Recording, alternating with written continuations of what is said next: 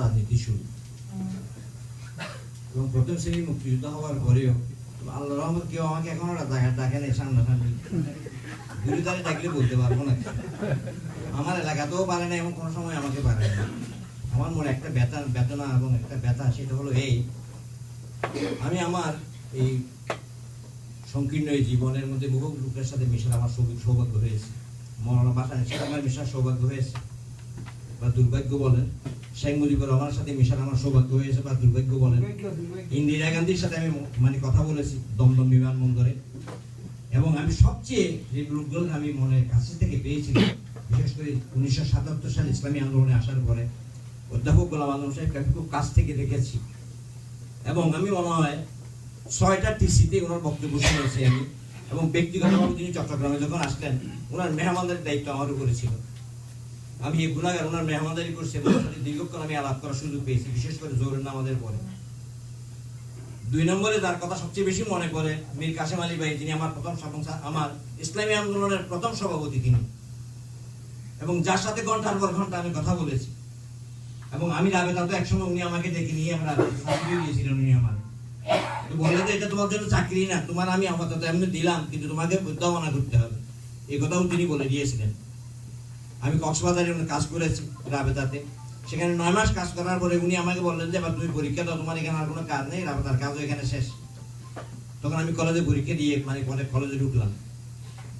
এরপরে যে ব্যক্তিটির কথা আমার সবচেয়ে বেশি মনে পড়ে সেটা হলো কামরুজ্জামান ভাই, তিনি আমার সেকেন্ড সভাপতি। এবং 3 নম্বরে যার কথা সবচেয়ে বেশি আছে মনে পড়তেছে, সেটা হলো কাদের মোল্লা ভাই, যিনি প্রশিক্ষণ সম্পাদক ছিলেন, যার সাথে দীর্ঘক্ষণ এবং দীর্ঘদিন আমি সময় মেশার আমার সুযোগ হয়েছে। এই ব্যক্তিগুলাকে যদি কাছে থেকে দেখা না হয় তাহলে আপনি বুঝতে পারবেন না। সমস্যা আওয়ামী লীগকেও আপনারা বহুজনে চিনে নাই। কারণ হলো যে আমাদের দেশে এক প্রকার দান আছে, ইরি-20 বলে। ইরি-20 ভিতরে কিছু গোজামিল দান বসে থাকে এগুলা। তবে শাসিরা কি করে, যখন শ্বাসের সময় আসে এগুলাকে পানির মধ্যে ভিজায়, ইরি-20 গুলো নিচে করে থাকে, ফুড-20 গুলো বেশি উঠে, আর সমস্ত ফুড-20 গুলো এক জায়গায় জমা হয়েছে। এগুলোর সাথে না মিশতে পারে তো কত বড় বেয়াদব এরা, কত বড় জঘন্য এরা। বাপকে হত্যা করে আবার বাপের মেজ বাঁধে।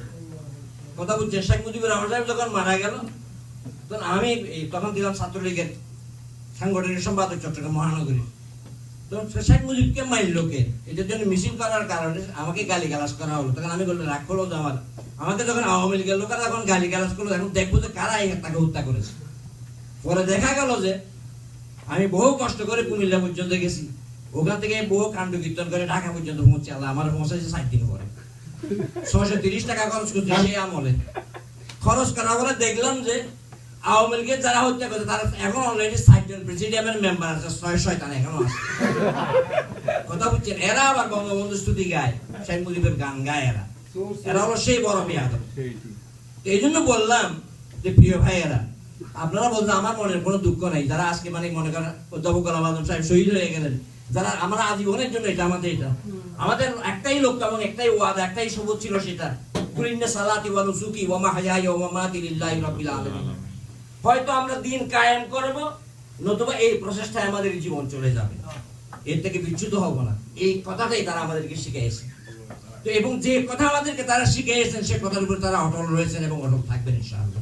প্রিয় ভাইয়েরা, এই জন্য আজকে বললাম যে বাংলাদেশে যে পরিবেশ পরিস্থিতি সৃষ্টি করা হয়েছে, আপনি দেখবেন যে আঁধার যত গভীর হবে প্রভাত তত তাড়াতাড়ি আসবে। ঠিক না বেঠিক ভাই? আঁধার যত গভীর হবে, এটা আমার এই কথা না, এটা অধ্যাপক গোলাম আজম সাহেবের কথা।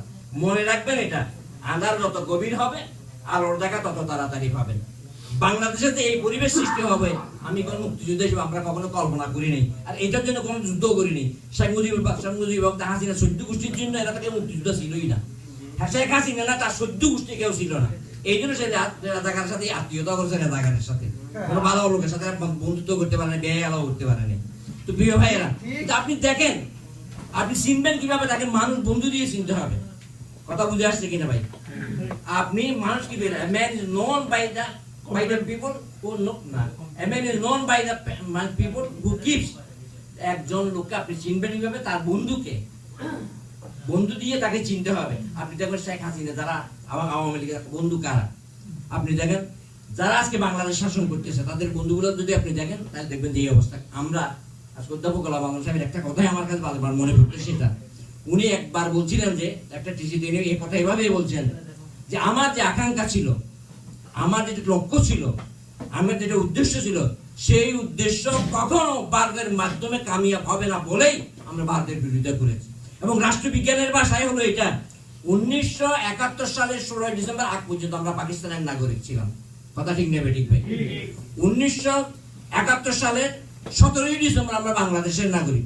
এরপরে কি শেখ মুজিব বাংলাদেশ স্বাধীন হওয়ার পরে অধ্যাপক গোলাম আজম, নিজামী সাহেব, আলী হাসান মুজাহিদ, কামরুজ্জামান এরা কি স্বাধীনতার বিরুদ্ধে, বাংলাদেশ স্বাধীনতার বিরুদ্ধে করেছে না? বরঞ্চ বাংলাদেশের স্বাধীনতাকে সংহত করার জন্য, মুসলমানদেরকে সংগঠিত করার জন্য চেষ্টা করেছে। কারণ আমাদেরকে বাস্তবে একটা দিনের উপর বাস্তবে এই কথা যিনি বারবার বলে গেছেন, সেটা হলো যে আমাদেরকে ঐক্যবদ্ধভাবে ইসলামকে যদি আমরা উদ্ভাবে ধারণ করতে না পারি তাহলে আমাদের মৃত্যু ছাড়া কোনো গত্যন্তর নাই। যেহেতু আমাদের তিন দিকে ভারত, একদিকে হলো বঙ্গোপসাগর, তো আমাদেরকে রক্ষা করার মতো কেউ নেই, যেহেতু কোনো বাবার স্টেট নেই যেখানে কি আমরা পালায় আশ্রয় গ্রহণ করতে পারবো। সুতরাং ইমানের সাথে যদি মজবুত আবার দাঁড়াইতে না পারি তাহলে ব্রাহ্মণ্যবাদী ভারত এবং ভারতের 5টা গোলামেরা আমাদের গোলামের জিঞ্জিরে আবদ্ধ করার জন্য প্রাণান্তকর প্রচেষ্টা চালাবে।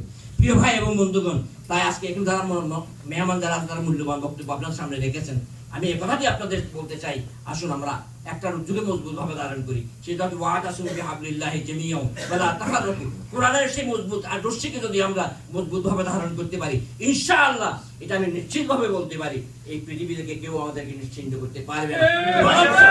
এই কোরআনকে তারা নিশ্চিহ্ন করতে আসবে। যুগে ফেরাউন এবং নমরুদের যে দশা হয়েছে, শেখ হাসিনা এবং তার সরকারের সেই দশা হবে ইনশাআল্লাহ। এই জন্য এটা পালাতেও পারবে না। নবাব সিরাজউদ্দৌলার